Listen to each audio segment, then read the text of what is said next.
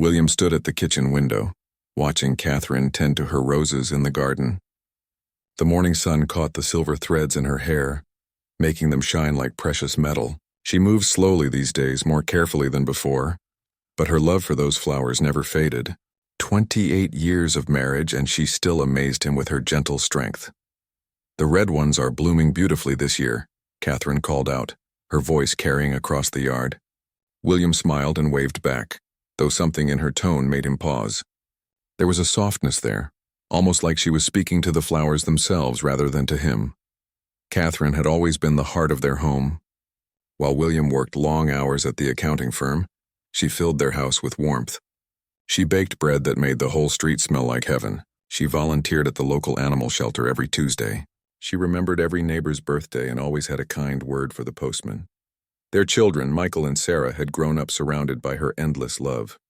Even now, as adults with families of their own, they called her every few days just to hear her voice. William often joked that he had married an angel, but deep down he truly believed it.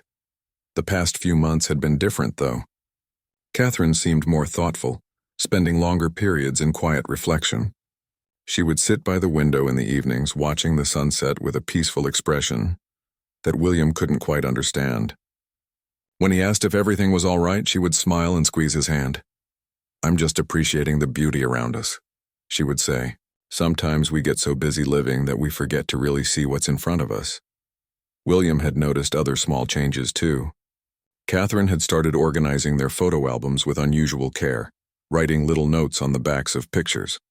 She spent hours in the garden, not just tending to her flowers, but sitting quietly among them, as if having conversations with old friends.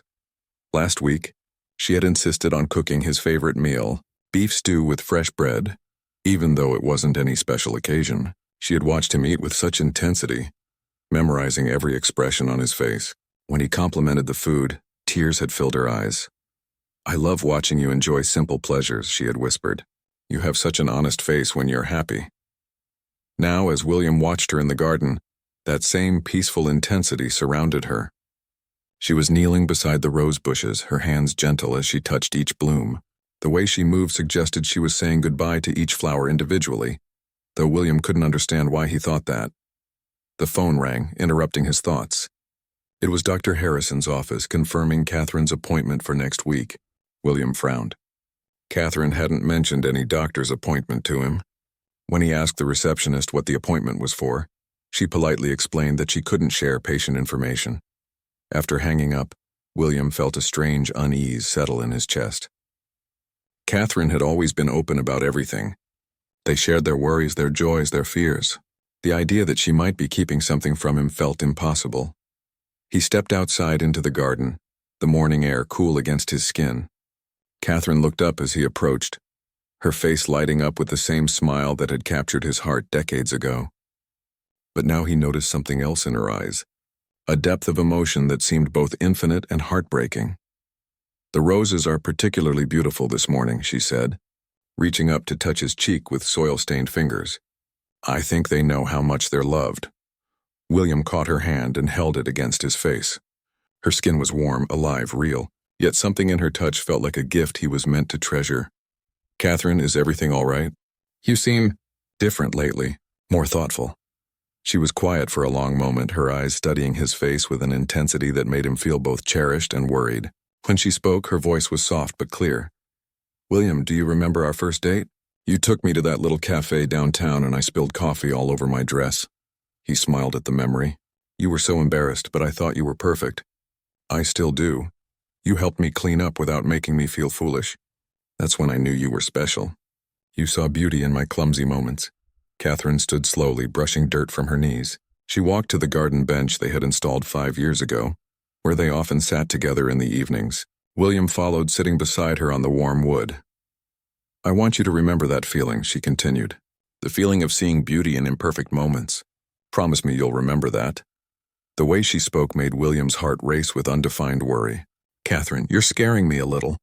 "What's going on?" She leaned against his shoulder, her body fitting perfectly against his as it had for nearly 3 decades. "I'm not trying to scare you, my love. I just want to make sure you understand how precious our ordinary moments have been, how grateful I am for every single day we've shared." They sat in comfortable silence, surrounded by the garden Catherine had cultivated with such love.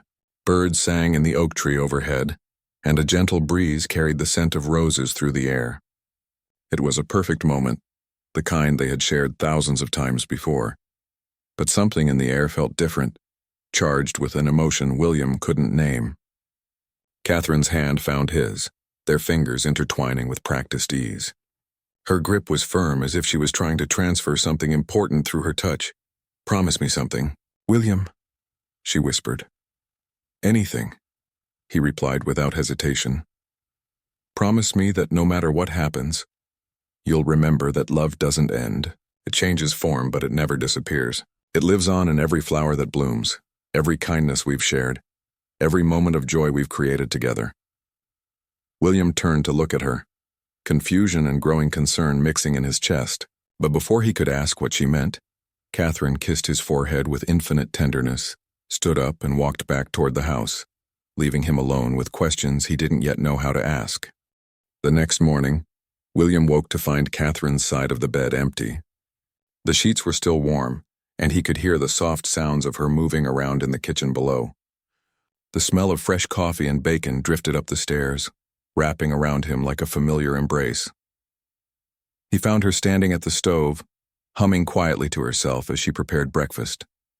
She wore her favorite blue dress, the one she saved for special occasions, and her hair was styled more carefully than usual. When she turned to greet him, her smile was radiant but somehow fragile. "Good morning, my darling," she said, rising on her toes to kiss his cheek. "I thought we could have a proper breakfast together today." William noticed she had set the table with their good china, the wedding set they only used for holidays and anniversaries. Cloth napkins were folded beside each plate, and she had picked fresh flowers from the garden for a centerpiece. "What's the occasion?" he asked, though part of him was afraid to hear the answer. "Does there need to be an occasion for me to spoil my husband?" Catherine replied, but her laugh sounded forced. "Sit down. I made all your favorites." As they ate, Catherine seemed determined to fill every silence with conversation. She talked about their children, remembering funny stories from when Michael and Sarah were small. She mentioned neighbors they hadn't seen in years, shared memories of vacations they had taken decades ago. It felt like she was creating a verbal photo album, carefully cataloging their life together. William played along, but the strange unease from yesterday grew stronger with each passing minute. After breakfast, Catherine insisted on washing the dishes by hand. Even though they had a perfectly good dishwasher, she moved slowly, deliberately, as if trying to memorize the feel of each plate, each cup. "Catherine," William said finally, unable to ignore his growing concern any longer. "I called Dr. Harrison's office yesterday. They mentioned you have an appointment next week." "What's it for?" Catherine's hands stilled in the soapy water. For a long moment, she didn't respond. When she finally turned to face him, her eyes were filled with a mixture of sadness and determination. "I've been meaning to talk to you about that," she said quietly. "Let's sit down." They moved to the living room, settling onto the couch where they had shared countless evenings watching movies and talking about their days.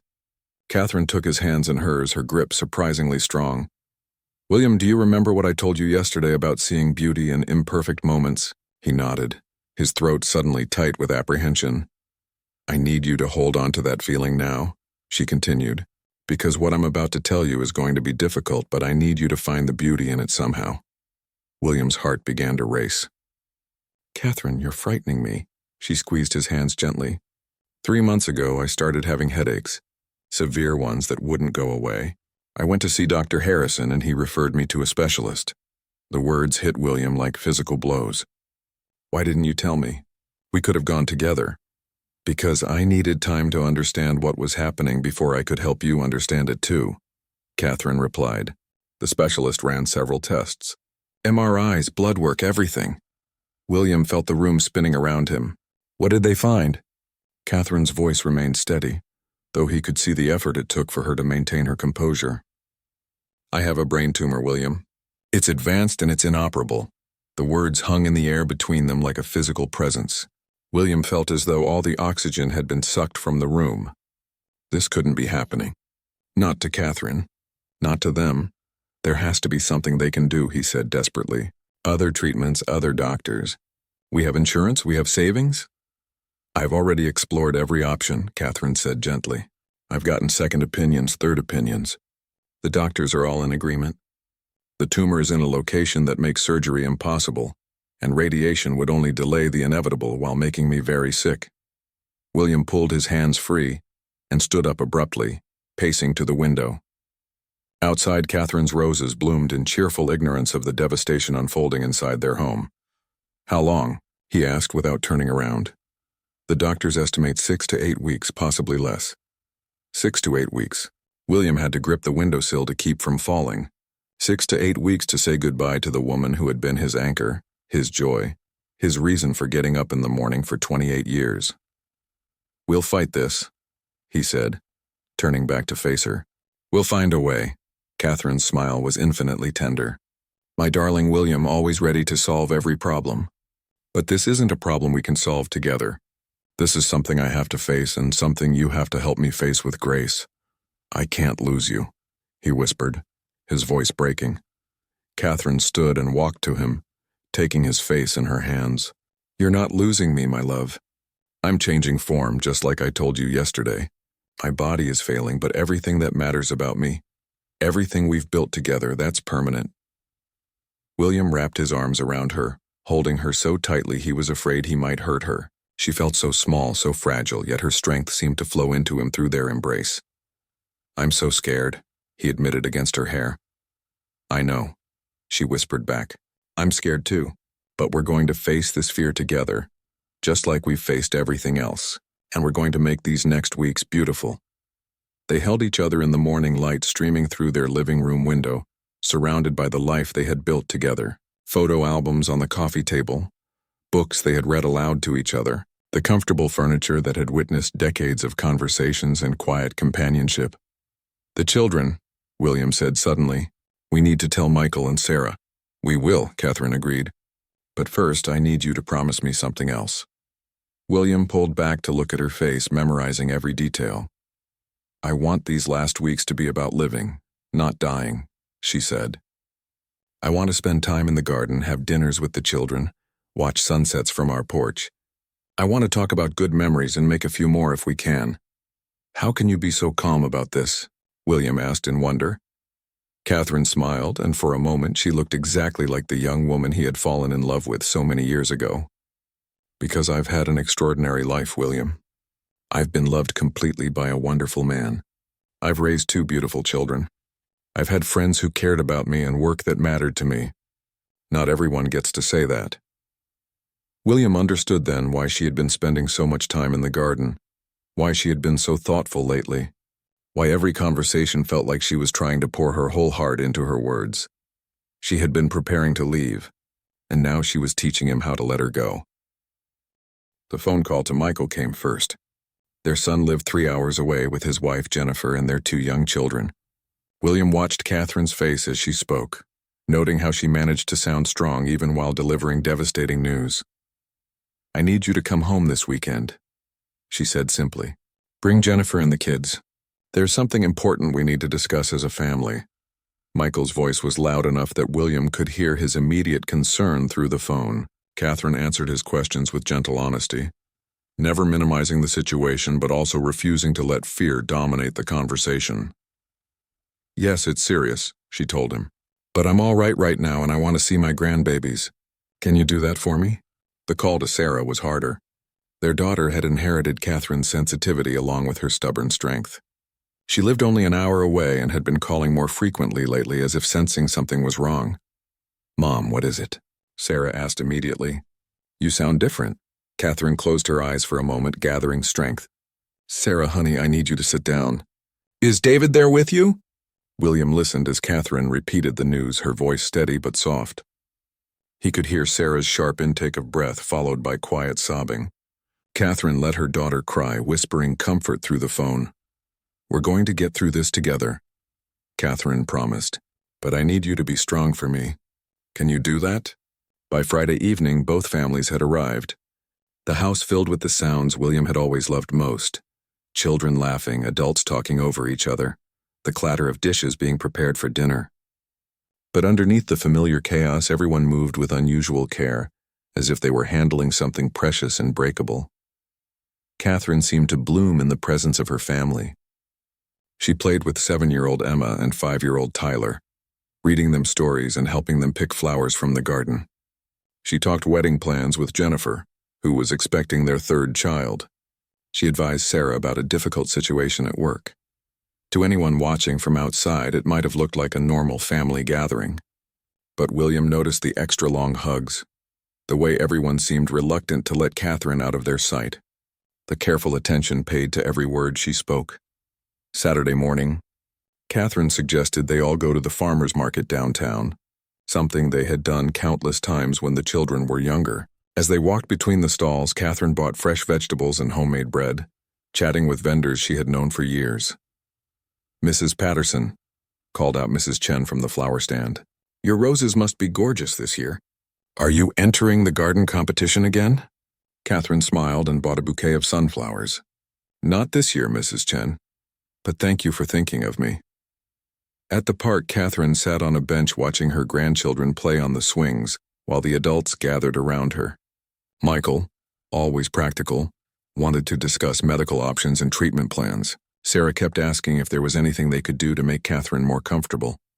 "Stop," Catherine said gently but firmly. "I appreciate your love, but I don't want to spend these precious hours talking about illness.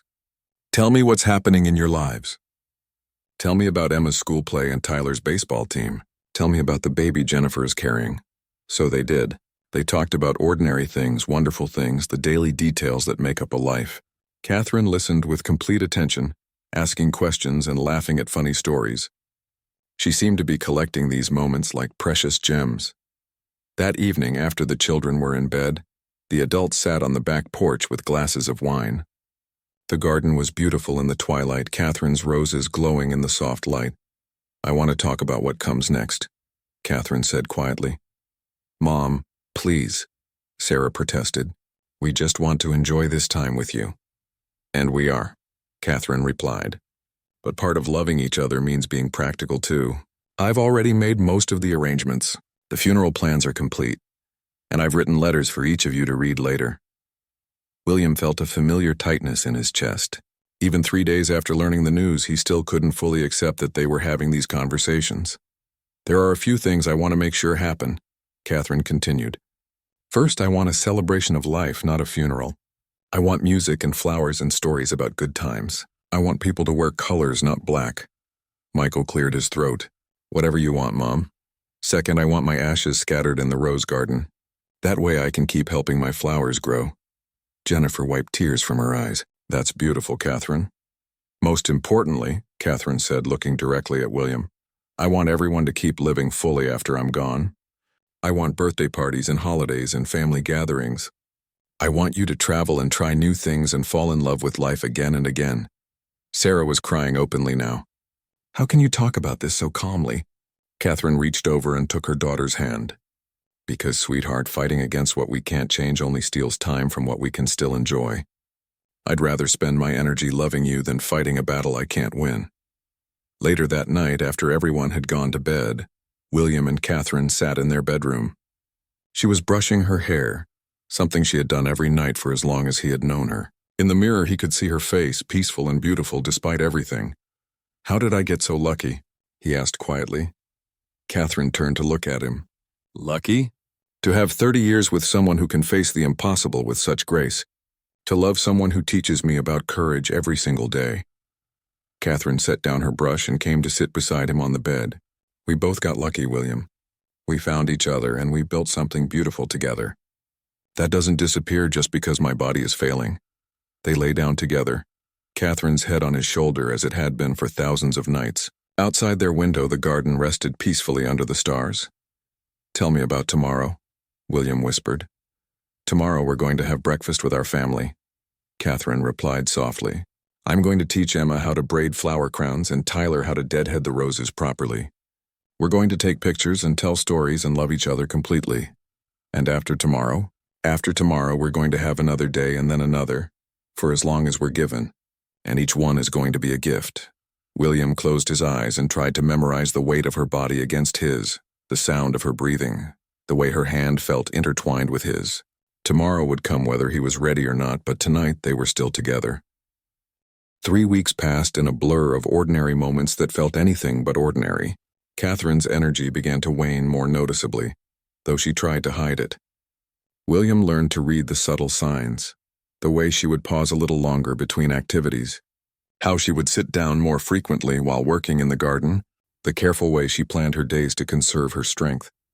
Dr. Harrison made house calls now, checking Catherine's condition and adjusting her medication to keep her comfortable. He was a kind man who had delivered both Michael and Sarah, and his eyes held deep sadness each time he visited. "She's remarkable," he told William privately after one visit. "Most patients at this stage would be bedridden, but her spirit is keeping her going." Catherine had started what she called her memory project. She spent hours going through photo albums, writing notes on the backs of pictures and organizing them into special boxes for each family member. She recorded videos on William's phone, short messages for birthdays and anniversaries that wouldn't happen while she was still alive. For Emma's high school graduation, she would say, or for Tyler's wedding day. She planned these future moments with the same care she had once planned family vacations. One afternoon, William found her in their bedroom, sitting on the floor surrounded by letters. Her handwriting, usually so neat, looked shakier now, but she was determined to finish them all. "Who are you writing to today?" he asked, settling down beside her. "Mrs. Rodriguez next door," Catherine replied. "She's been such a good neighbor all these years. I want to thank her for the time she brought us soup when we were sick, and for watching the house when we traveled." William picked up one of the completed letters. The envelope was addressed to their mailman, Frank, who had been delivering to their house for 15 years. "You're writing to Frank?" Catherine smiled. "He always remembered to put packages under the porch when it rained, and he never forgot to close our gate so the dog wouldn't get out. People like that deserve to know they made a difference." There were letters to Sarah's high school music teacher, who had encouraged her to audition for college programs. Letters to the librarian who had helped Michael with his research projects. Letters to the mechanic who had always been honest about car repairs. To the pharmacist who remembered everyone's names. To the young mother down the street who walked her baby past their garden every evening. "You're saying goodbye to the whole world," William observed, both amazed and heartbroken. "I'm saying thank you," Catherine corrected gently. "Life is made up of small kindnesses from people who care. I want them to know their kindness mattered." That evening, Catherine asked William to help her plant new bulbs in the garden. It was an unusual time for planting, but she insisted. "These will bloom in the spring," she explained as they worked together in the soil. "Daffodils and tulips and crocuses. When they come up, you'll know that life continues, that beauty returns even after the darkest seasons." William's hands shook as he helped her place the bulbs carefully in the earth. The idea of seeing those flowers bloom without her seemed impossible. "Promise me you'll take care of this garden," Catherine said quietly. "It doesn't have to be perfect. Gardens never are. But keep it alive, keep it growing." "I don't know anything about gardens," William protested. "You've always been the one with the green thumb," Catherine laughed softly. "Gardens teach you as you go. Plants want to grow, William. They just need a little help and a lot of love. You can do that." The next morning, Catherine woke up with a severe headache. She tried to hide it, but William could see the pain in her eyes. She moved more slowly, spoke more quietly, and had to rest frequently. "Maybe we should call Dr. Harrison," William suggested. "Not yet," Catherine replied. "Sarah is coming over this afternoon to help me organize my jewelry. I want to decide who gets what while I can still explain the stories behind each piece." Sarah arrived with coffee and pastries from Catherine's favorite bakery. Mother and daughter sat at the kitchen table, going through jewelry boxes and small treasures. Catherine told stories about her grandmother's pearls, her mother's wedding ring, the earrings William had given her for their 10th anniversary. "This bracelet," Catherine said, holding up a simple silver chain. "Your father gave me this on our first Christmas together. We were so young and so broke, but he saved up for months to buy it." Sarah's eyes filled with tears. "I remember you wearing it when I was little. I want you to have it," Catherine said, fastening it around Sarah's wrist. "And someday when you're ready, you can pass it on to Emma." They worked through the afternoon, Catherine growing more tired but determined to finish. Each piece of jewelry came with a story, a memory, a lesson about love and life and the importance of small gestures. When Sarah left that evening, she hugged her mother for a long time. "I love you so much, Mom," she whispered. "I love you too, sweetheart," Catherine replied. "And I'm so proud of the woman you've become. Take care of your father for me." That night, Catherine's headache worsened. She couldn't eat dinner and spent the evening lying quietly on the couch with her head in William's lap. He stroked her hair gently, trying to ease her pain with his touch. "Tell me about our first house," she requested softly. William smiled, remembering. That tiny apartment downtown with the leaky faucet and the neighbors who played music too loud. "We were so happy there," Catherine murmured. "We thought we had everything we needed." "We did have everything we needed," William replied. "We had each other." Catherine reached up to touch his face. "We still do, my love. We still do." Dr. Harrison came the next morning and increased Catherine's pain medication. He spoke quietly with William while Catherine rested. "The tumor is progressing faster than we hoped," he said gently. "I think it's time to consider hospice care. They can help keep her comfortable and provide support for both of you." William nodded, though the word hospice felt like accepting defeat. But if it meant Catherine would be more comfortable, he would accept anything. When he returned to the living room, Catherine was sitting up, looking out at her garden through the window. The roses were still blooming, bright and beautiful against the green backdrop of summer. "They're perfect this year," she said softly. "The most beautiful they've ever been." William sat beside her and followed her gaze. The garden did look magnificent, as if Catherine's love had poured into every bloom. "Maybe they know how much you love them," he suggested. Catherine smiled and leaned against his shoulder. "Maybe they're blooming extra bright to say goodbye." With great care, William and Michael carried Catherine to the garden bench where she had spent so many peaceful hours. Angela brought pillows and blankets to make her comfortable, while Sarah arranged fresh-cut roses in a vase nearby. The morning air was warm and gentle, filled with the sounds of birds singing and bees humming among the flowers. Catherine closed her eyes and breathed deeply, her face peaceful in the dappled sunlight filtering through the oak tree's leaves. For several minutes she simply sat in silence, absorbing the beauty around her one final time. "This is perfect," she whispered. "This is exactly how I want to remember everything." Emma and Tyler sat on the grass at their grandmother's feet, quietly playing with flower petals. Jennifer rested her hand on her growing belly, while Michael and Sarah flanked their parents on either side of the bench. Angela remained nearby but gave the family space for these precious final moments. "Tell me what you see," Catherine requested, her eyes still closed. William looked around the garden they had created together over decades of shared labor and love. "The roses are magnificent. The red ones you planted when Michael was born are covered in blooms. The white climbing rose by the fence is reaching toward the sky. Your herb garden is thriving. The lavender?" Catherine asked. "Purple and fragrant. The bees love it," Catherine smiled. "And the new bulbs we planted?" William looked toward the spot where they had worked together just weeks ago. The soil was dark and rich, waiting for spring to reveal the treasures buried beneath, sleeping peacefully, waiting for their time to bloom. "Like little promises of spring," Catherine murmured. "When they come up, you'll know I kept my word about love continuing." A gentle breeze stirred the garden, carrying the scent of roses and herbs through the air. Catherine opened her eyes and looked at each family member in turn, her gaze lingering on their faces as if capturing final photographs. "I want you to remember this moment," she said softly. "Not as sad, but as beautiful. Love gathered together in a place we created with our own hands. This is what life is meant to be." Tyler tugged gently on her blanket. "Grandma, will you tell us a story?" Catherine's face lit up with a tender smile. "What kind of story would you like?" "A happy story," Emma chimed in. Catherine was quiet for a moment, gathering her strength. When she spoke, her voice was soft but clear. "Once upon a time, there was a woman who was given the most wonderful gift in the world. The gift was love. Not just one kind of love, but many kinds. She had the steady, deep love of a good man who made her laugh every day and held her hand through every challenge." William squeezed her hand gently. She also had the fierce, protective love of her children, who brought her more joy than she ever thought possible. And she had the sweet, innocent love of grandchildren who saw magic in ordinary moments. Catherine paused, looking at the faces surrounding her. This woman learned that love doesn't stay in one place. It grows and spreads like seeds on the wind. It blooms in unexpected places. It survives storms and droughts and comes back stronger each spring. What happened to the woman? Tyler asked.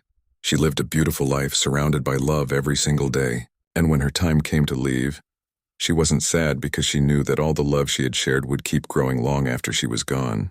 It would live on in every kind word her family spoke, every gentle touch they shared, every moment they chose joy over sorrow. Catherine's breathing was becoming more labored, but her voice remained steady. And the most magical part of the story is that it's true. Love never really ends. It just changes form and keeps spreading, making the world more beautiful wherever it goes. Emma crawled closer to her grandmother. "Will you be a flower in the garden, Grandma?" Catherine smiled and touched the little girl's cheek. "I'll be in every flower, every butterfly, every warm breeze. But most of all, I'll be in your heart, keeping you company whenever you need me." As the morning progressed, Catherine grew quieter, but remained peaceful. She asked for small sips of water and continued to comment on the beauty around her. A cardinal landed on the fence nearby, its bright red feathers vivid against the green backdrop. "Look," Catherine whispered. Even the birds came to say goodbye. The family spent the day telling stories, sharing memories, and simply being present with Catherine in the garden she loved. Neighbors stopped by quietly, leaving flowers and cards at the front door. The mailman, Frank, paused at the gate and waved respectfully when he saw them gathered outside. As afternoon turned to evening, Catherine asked to speak with William alone. The family reluctantly moved toward the house, giving them privacy for these final intimate moments. "My darling," Catherine said, her voice barely audible now, "I need you to promise me one more thing." "Anything," William replied, his own voice breaking. "Promise me you'll find joy again. Not right away, I know that's impossible. But someday when the sharp pain becomes a gentle ache, promise me you'll let yourself be happy again." William couldn't speak, so he nodded through his tears. "Promise me you'll take care of our children and grandchildren. Help them remember that love is always the answer, even when the questions seem impossible." "I promise." Catherine looked up at the sky, where the first stars were beginning to appear, "and promise me you'll remember that this isn't an ending. It's just a pause between chapters. Someday we'll be together again, and we'll have all of eternity to tend gardens and watch sunsets and love each other." As the evening stars grew brighter, Catherine's breathing became shallow and peaceful. The family gathered close once more, holding hands and holding her in a circle of love. William sat beside her, stroking her hair and whispering words of love and gratitude. "I can see the roses," Catherine murmured, her eyes closed but her face serene. "They're so beautiful. Everything is so beautiful." Her breathing grew fainter, each breath a gentle whisper. The garden around them seemed to hold its breath too, as if nature itself was paying respect to a soul preparing to return to the earth that had nurtured her for so many years. "I love you all," Catherine whispered, her words carried on the evening breeze. "I love you all so much," those were her last words. As the stars watched from above and her roses perfumed the air around them, Catherine slipped peacefully away, surrounded by the love that had defined her life and would continue to grow in the garden of hearts she left behind. William held her close as the others wept quietly, and somewhere in the distance a nightingale began to sing, filling the evening air with music that sounded like the echo of Catherine's laughter, promising that love never truly ends but simply transforms into something even more beautiful and eternal. The hospice nurse arrived on a Tuesday morning. Her name was Angela, and she had the kind of gentle presence that immediately put both William and Catherine at ease. She was a woman in her 50s with kind eyes and soft hands that seemed to understand exactly how to bring comfort. "I'm not here to take over," Angela explained as she set up her supplies. "I'm here to help make sure Catherine is as comfortable as possible, and to support you both through this journey." Catherine was having more difficult days now. The headaches came more frequently, and she needed help with simple tasks that had once been effortless, but her spirit remained unbroken, and she continued to find joy in small moments. Angela helped establish a routine that balanced rest with the activities Catherine still wanted to enjoy. Morning tea in the garden, when she felt well enough. Afternoon naps in the sunny spot by the living room window. Evening conversations on the back porch when the pain medication allowed. Michael and Sarah began taking turns staying overnight, wanting to spend as much time as possible with their mother. The house filled with quiet activity. grandchildren doing homework at the kitchen table, Jennifer preparing gentle meals that Catherine might be able to eat, family members reading aloud from books Catherine had always loved. One evening, as the sun set behind the oak tree, Catherine asked everyone to gather on the back porch. She was having a good day, alert and comfortable, her eyes bright with purpose. "I want to tell you some things while my mind is still clear," she began. "Important things I need you to remember."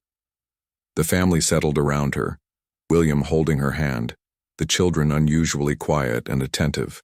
"First, I want you to know that I'm not afraid anymore," Catherine said. "I was frightened when I first learned about the tumor, but these past weeks have taught me something beautiful. Love doesn't end when our bodies fail. It continues in every kind act. Every memory shared, every moment of joy we've created together." Emma, her 7-year-old granddaughter, raised her small hand. "Grandma, where will you go when you die?" Catherine smiled and pulled Emma onto her lap. "I believe I'll go to a place where there's no pain and no sadness. But more importantly, I'll stay right here too, in your heart and in Grandpa's heart and in everyone who loves me." "How can you be in two places?" Tyler asked, his 5-year-old logic struggling with the concept. "Love is like sunshine," Catherine explained. "The sun can shine on our garden and on gardens far away at the same time. Love works the same way. It can be in many places at once." Sarah was crying quietly and Michael had his arm around his wife. William felt overwhelmed by Catherine's ability to bring comfort, even while facing her own mortality. "I have specific things I want each of you to remember," Catherine continued. "Michael, you have your father's steady heart and my stubborn determination. Use those gifts to build a life full of purpose and joy. Don't work so hard that you forget to play with your children." Michael nodded, unable to speak. "Sarah, you have the most compassionate soul I've ever known. Trust your instincts about people and situations. Your kindness is your strength. Never let anyone convince you otherwise." Catherine turned to Jennifer. "Thank you for loving my son so completely and for giving me the most wonderful grandchildren. You're an extraordinary mother and an even better daughter-in-law than I could have hoped for." To the children, she said, "Remember that Grandma loves you to the moon and back, and that love never disappears. When you see roses blooming or smell fresh bread baking, think of me and know I'm still loving you." Finally, she looked at William. "My darling husband, you've been my greatest adventure and my safest harbor. Promise me you'll keep living fully after I'm gone. Travel to those places we always talked about visiting. Try new things. Make new friends. Don't spend so many evenings alone that you forget how to laugh." William squeezed her hand, his throat too tight to respond with words. That night, after everyone had gone to bed, Catherine had trouble sleeping. The pain was worse, and she was restless despite the medication. William held her carefully, feeling how fragile she had become. "I'm scared about leaving you alone," she whispered in the darkness. "I'm scared about being alone," William admitted. "You won't be alone," Catherine said firmly. "You have our children and our grandchildren. You have neighbors who care about you and friends who will support you. And you have all the love we've shared. That doesn't disappear just because I do." The next morning, Catherine couldn't get out of bed. Angela increased her medication and suggested that family members might want to stay close. The words hung in the air like a warning. Catherine drifted in and out of consciousness, but during her alert moments she was still herself. She asked about the flowers, worried about whether William was eating enough, wanted to know if the mail had come. Sarah read to her from a book of poetry they had enjoyed together. Michael sat beside the bed, holding her hand and talking about memories from his childhood. The grandchildren drew pictures to hang on her bedroom wall, bright crayon drawings of flowers and sunshine and stick figures holding hands. On Thursday evening, Catherine rallied enough to sit up in bed. She looked around the room at her family gathered close, and her face filled with profound love. "I need you all to listen carefully," she said, her voice weak but clear. "Tomorrow, I want William to take me out to the garden one more time. I want to sit among my roses and feel the sunshine on my face." "Mom, are you sure you're strong enough?" Sarah asked. "I'm sure," Catherine replied. "It's important." Angela nodded approvingly. Fresh air and familiar surroundings can be very comforting. We can arrange that safely. Catherine smiled gratefully. And I want everyone to know that these have been the most beautiful weeks of my life. Knowing I was loved so completely, seeing how our family comes together, watching love multiply instead of diminish in the face of loss. I couldn't have asked for a more perfect goodbye. That night, William lay beside Catherine listening to her breathing, memorizing the rhythm that had been the soundtrack of his nights for nearly 3 decades. Outside their window, the garden rested peacefully under a blanket of stars, the roses releasing their evening fragrance into the cool air. Catherine stirred slightly and whispered his name. "I'm here," he replied softly. "Will you promise me something?" "Anything." "When I'm gone, will you still talk to me sometimes? When you're working in the garden or sitting on our porch in the evenings, I'd like to think you'll tell me about your day, about the children, about how the flowers are growing." William's voice caught in his throat. "I promise." "And will you remember to water the new bulbs we planted? They'll need extra attention their first year." "I'll remember." Catherine was quiet for a long moment, and William thought she had fallen asleep. Then she spoke again, so softly he had to lean close to hear her. "Thank you for giving me such a beautiful life, William. Thank you for 30 years of morning coffee together and goodnight kisses and ordinary Tuesday evenings that felt like celebrations. Because we were together." William pressed his lips to her forehead, tasting the salt of his own tears. "Thank you for teaching me what love really means." As dawn approached, Catherine's breathing became more labored. Angela arrived early and quietly adjusted her medication, ensuring she remained comfortable. The family gathered once again, but this time there was an unspoken understanding that they were beginning their final farewell. Catherine opened her eyes as the first rays of sunlight streamed through the bedroom window. Despite her weakness, her gaze was clear and focused. "Is it morning?" she asked. "Yes, my love," William replied. "It's morning." Catherine smiled faintly. "Then it's time for the garden."